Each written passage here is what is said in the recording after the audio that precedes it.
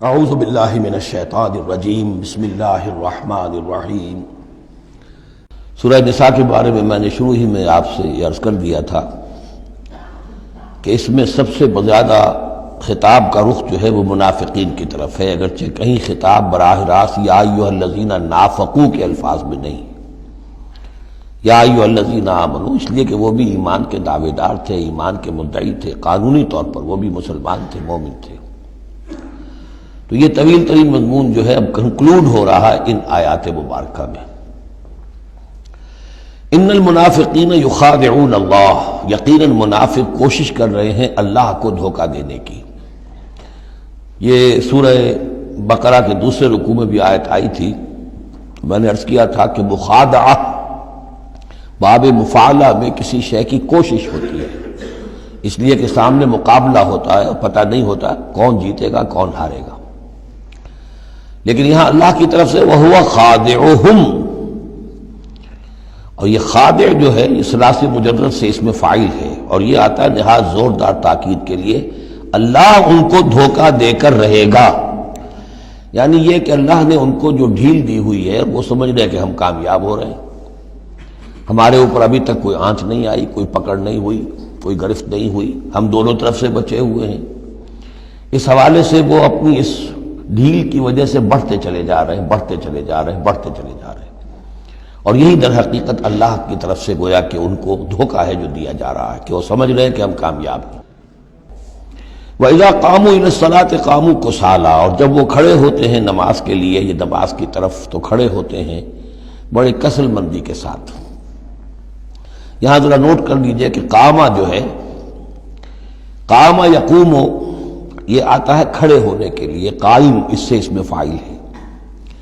لیکن جیسے انگریزی زبان میں آپ کو معلوم ہے کہ ورب کے بعد پریپوزیشنز کی تبدیلی سے بڑے بڑے مفہوم بدل جاتے ہیں۔ انگریزی میں ٹو گیو ایک خاص مصدر ہے، ٹو گیو اپ، اب زمین و آسمان کا فرق ہو گیا، ٹو گیو ان بالکل ہی الٹی بات ہو گئی۔ عربی میں اتنا فرق نہیں ہوتا، لیکن پھر بھی ظاہر بات ہے کہ جو پریپوزیشنز چینج ہوتی ہیں تو فرق پڑتا ہے، اسی لیے میں نے کہا تھا قام اعلی الرجال قوامون علی النساء، اس میں حاکم ہونا، سربراہ ہونا، کسی کے حکم کا نافذ ہونا۔ قام الی کسی شے کے لیے کھڑے ہونا، کسی شے کی طرف کھڑے ہونا، کوئی کام کرنے کا ارادہ کرنا۔ وَإِذَا قَامُوا إِلَى الصَّلَاةِ قَامُوا كُسَالَىٰ، جب کھڑے ہوتے ہیں نماز کی طرف تو صاف نظر آ جاتا ہے کہ طبیعت میں بشاشت نہیں ہے، طبیعت میں آمادگی نہیں ہے، مجبوراً چونکہ اپنے آپ کو مسلمان ظاہر کرنا ہے لہذا کھڑے ہو رہے ہیں۔ قام بے ہم نے پڑھا تھا، قوامین بالقسط، قائمم بالقسط اللہ کی شان ہے، کسی شے کو قائم کرنا۔ تو اس طریقے سے یہ جو الفاظ ہوتے ہیں ان کے ساتھ پریپوزیشنز کی چینج سے، یہ ہمارے ہاں عربی میں اس کو جو حروف جار کہتے ہیں، ان کے اضافے سے بہت اضافی معنی پیدا ہو جاتے ہیں۔ یراؤن الناس ولا یذکرون اللہ الا قلیلا، وہ لوگوں کو صرف دکھانے کے لیے کھڑے ہوتے ہیں، اور حقیقت میں جو ذکر الہی جو نماز کا اصل مقصد ہے، اقیم الصلاۃ علی ذکری، وہ انہیں نہیں حاصل ہوتا مگر بہت تھوڑا سا، کسی وقت کوئی واقعتاً اس بے دھیانی میں بھی ہو سکتا ہے کوئی آیت جو ہے وہ بجلی کے کڑکے کی طرح کڑک کر اور ان کے شعور کے اوپر کچھ نہ کچھ اثرات پیدا کر دے، الا قلیلا، بہت ہی شاذ۔ مذبذبین بین ذالک، یہ اس کے مابین مذبذب ہو کر رہ گئے ہیں، کفر کی طرف یا ایمان کی طرف، یکسو نہیں ہو رہے، اس لیے بار بار حضرت ابراہیم کے ساتھ اور حضرت ابراہیم کے تذکرے کے ساتھ حنیف کا لفظ آتا ہے، یکسو ہو جاؤ۔ دنیا میں کفر پر بھی انسان یکسو ہو تو کم سے کم دنیا بن جائے گی اس کی، لیکن یہ کہ اصل میں اگر دنیا اور آخرت دونوں بنانے ہیں تو پھر ایمان کے ساتھ یکسو ہونا ضروری ہے، لیکن جو بیچ میں رہیں گے ادھر کے نہ ادھر کے، تو ان کے لیے تو خسرت دنیا والآخرہ، ان کے لیے دنیا اور آخرت دونوں کا گھاٹا اور نقصان ہے۔ لا الہ الا ولا الہ الا، نہ تو یہ ان کی جانب ہے نہ ان کی جانب ہے، نہ ان کے ساتھ یکسو ہیں نہ ان کے ساتھ یکسو ہیں، نہ اہل ایمان کے ساتھ مخلص ہیں نہ اہل کفر کے ساتھ مخلص ہیں۔ وَمَن يُضْلِلِ اللَّهُ فَلَن تَجِدَ سَبِيلًا، اور جسے اللہ ہی نے گمراہ کر دیا ہو، یعنی جس کی گمراہی پر اللہ کی طرف سے مہر تصدیق ثبت ہو چکی ہے، پھر اب اس کے لیے فَلَن تَجِدَ لَهُ سَبِيلًا، اس کے لیے اب کوئی راستہ نہ پاؤ گے۔ یا ایھا الذین آمنوا لا تتخذوا الکافرین اولیاء من دون المؤمنین، یہ مضمون پہلے بھی آ چکا ہے کہ یہ بھی ایک نفاق کی علامت ہے کہ اہل ایمان کو چھوڑ کر کافروں کے ساتھ دوستیوں کی پینگیں بڑھائی جائیں۔ اہل ایمان مت بناؤ کافروں کو اپنے حمایتی اور مددگار اور دوست اور بھیدی مسلمانوں کو چھوڑ کر۔ اتریدون ان تجعلوا للہ علیکم سلطانا مبینا، کیا تم چاہتے ہو کہ تم اپنے خلاف اللہ کے ہاتھ میں ایک دلیل دے دو، حجت دے دو؟ یعنی اللہ تعالیٰ جب محاسبہ کرے گا آخرت میں تو اس دلیل کا کیا جواب دو گے کہ تمہاری دوستیاں کافروں کے ساتھ تھی؟ تو یہ تو حجت قاطع بن جائے گی تمہارے خلاف، علیکم سلطان مبینہ، یہ حجت قاطعہ ہوگی تمہارے خلاف۔ اب یہ آ رہی آیت ایک اعتبار سے یہ منافقین کے حق میں قرآن حکیم کی سخت ترین آیت ہے، اگرچہ جو سخت ترین آیت بعض اعتبارات سے بلکہ ایک خاص لطیف پہلو سے سخت تر جو آیت ہے وہ سورہ توبہ میں آئے گی۔ یہ دو صورتیں ہیں اصل میں طویل صورتوں میں سے، سورہ توبہ اور سورہ نساء، جس میں کہ نفاق کا مضمون سب سے زیادہ تفصیل کے ساتھ آیا۔ ان المنافقین فی الدرک الاسفل من النار، یقیناً منافق آگ کے سب سے نچلے طبقے میں ہوں گے۔ وَلَن تَجِدَ لَهُمْ نَصِيرًا، اور تم نہ پاؤ گے ان کے لیے کوئی مددگار۔ إِلَّا الَّذِينَ تَابُوا، اصل میں منافقت کا آخری پردہ جو چاک ہوگا وہ ہوگا سورہ توبہ میں، سورہ گویا کہ سن 9 ہجری میں جا کر۔ ابھی یہ ہم سن 4 ہجری کے آس پاس ہیں، اس حوالے سے ذرا ابھی فصل ہے، تو ابھی ان کے لیے ایک رعایت رکھی ہے کہ توبہ کا دروازہ تمہارے لیے ابھی کھلا ہے۔ إِلَّا الَّذِينَ تَابُوا وَأَصْلَحُوا، اب بھی اگر سوائے ان کے جو توبہ کریں اور اصلاح کر لیں،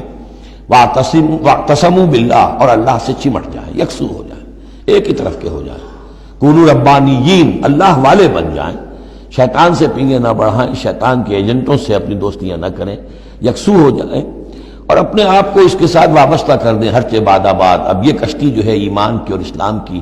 اگر یہ تیرتی ہے تو ہم تیریں گے، اگر خدا نہ خواستہ اس کے لیے کوئی حادثہ ہے تو ہم بھی اس حادثے میں شامل ہو گئے۔ وَأَخْلَصُوا دِينَهُمْ لِلَّهِ، یہ ہے بہت اہم اصطلاح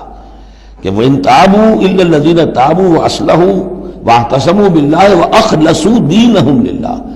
اپنی اطاعت کل کی کل اللہ کے لیے کر لیں، مخلص کر لیں۔ یہ نہ ہو کہ زندگی کے کچھ حصے میں اطاعت اللہ کی ہو رہی ہے، کچھ حصے میں کسی اور کی ہو رہی ہے۔ کیا کریں جی، یہ معاملہ تو رواج کا ہے، کیا کریں، اگرچہ ہے تو غلط شریعت کی روح سے، لیکن برادری کا رواج ہے، برادری کو چھوڑ تو نہیں سکتے۔ معلوم ہو آپ نے اپنی اطاعت کے حصے جو ہیں علیحدہ کر لیے،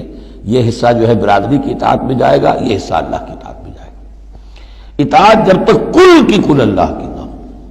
جیسے سورہ بقرہ میں ہم نے پڑھا تھا قاتلوہم حتی لا تکون فتنۃ ویکون الدین للہ، دین ہو جائے پورا اللہ کے لیے۔ تو ایک تو اجتماعی سطح پر دین اللہ کے لیے ہو جائے، یعنی اسلامی ریاست قائم ہو جائے، پورا اسلامی قانون ہو، پورا اسلامی نظام ہو۔ اگر یہ نہیں ہے تو ایک شخص انفرادی سطح پر تو اپنی اطاعت تو خالص کر لے اللہ کے لیے، تو یہ تو انفرادی گویا کہ توحید عملی ہے۔ فَأُولَٰئِکَ مَعَ الْمُؤْمِنِينَ، تو یہ لوگ پھر اہل ایمان میں شامل ہو جائیں گے۔ یعنی ابھی پوائنٹ آف نو ریٹرن نہیں ہے ابھی سب کے لیے، بہت سے لوگ تو پہنچ چکے، لیکن پھر بھی ابھی توبہ کا دروازہ کھلا ہے۔ وَسَوْفَ يُؤْتِ اللَّهُ الْمُؤْمِنِينَ أَجْرًا عَظِيمًا، اور جہاں تک مومنین کا تعلق ہے تو اللہ تعالیٰ اہل ایمان کو تو ان قریب بہت بڑا اجر عطا فرمائے گا۔ اب یہ اپیل کے انداز میں بھی آخری بات ہے، مَا يَفْعَلُ اللَّهُ بِعَذَابِكُمْ، سوچو اے منافقو، اللہ تمہیں عذاب دے کر کیا لے گا؟ اللہ کو سیڈسٹ ہستی نہیں ہے معاذ اللہ کہ اسے لوگوں کو دکھ پہنچا کر خوشی ہوتی ہو۔ ایسے پرورٹڈ انسان ہوتے ہیں، ان کی شخصیتیں مست ہو چکی ہوتی ہیں، جو دوسروں کو تکلیف میں دیکھتے ہیں تو خوش ہوتے ہیں، دوسروں کو تکلیف پہنچا کر، کوفت پہنچا کر انہیں کچھ راحت حاصل ہوتی ہے۔ تو اللہ معاذ اللہ ایسا نہیں۔ ما یفعل اللہ بعذابکم، اللہ کیا لے گا تم سے،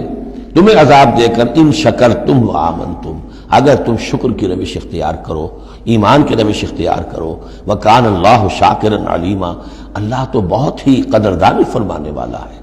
قدر افزائی فرماتا ہے۔ جو بندہ اس کے لیے کوئی کام کرے، محنت کرے، اللہ تعالیٰ اس کی قدر فرماتا ہے، اور جو بھی وہ کچھ کرتا ہے اس کے علم میں ہوتا ہے۔ کوئی شے ایسی نہیں ہے کہ جو ان اکاؤنٹڈ رہ جائے گی کہ میں نے یہ بھی کیا تھا اللہ کے لیے لیکن اس کا اجر مجھے نہیں ملا۔ صدق اللہ العظیم۔